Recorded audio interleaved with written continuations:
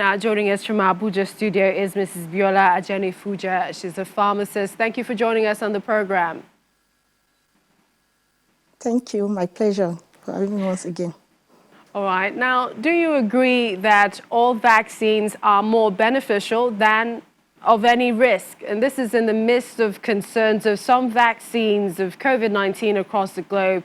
I mean, we've just heard of the report from the EMA saying that the Oxford AstraZeneca vaccine is indeed safe. But do you think this convinces those who have concerns, countries who have concerns about using the drug? Yeah, I think the EMA lending their voice to the safety of the COVID vaccine will go a long way to convince a lot of people. And if we look at it, most of the people that reported the blood clots were just like 40 out of the 17 million that has been vaccinated. So the benefits way outweigh the risk.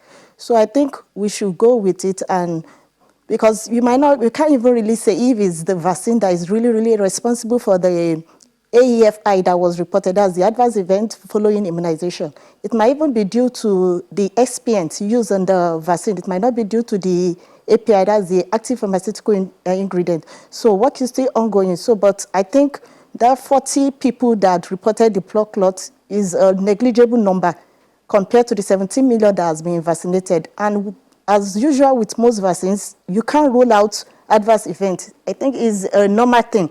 So for people not to even have reported any might even raise suspicion. So with that report, I think I don't think there's any problem with the vaccine, and they should go on with it. I think what should be done is to increase the advocacy level, and they should work more on increasing people's belief, and so that people can accept the vaccine better.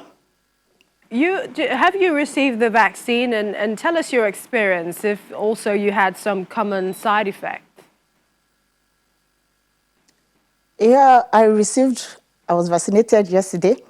And as usual with normal vaccines, as I told you before, there are some AEFI that are expected, like the myalgia, that's a muscle pain, the pain at the injection site, then there was a slight headache.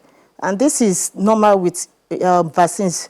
You notice babies, when they are vaccinated, still baby running temperature. Some might even run serious temperature that the mothers start worrying maybe they are sick. This is common with most vaccines. You can't rule that out. So that was what I experienced too yesterday.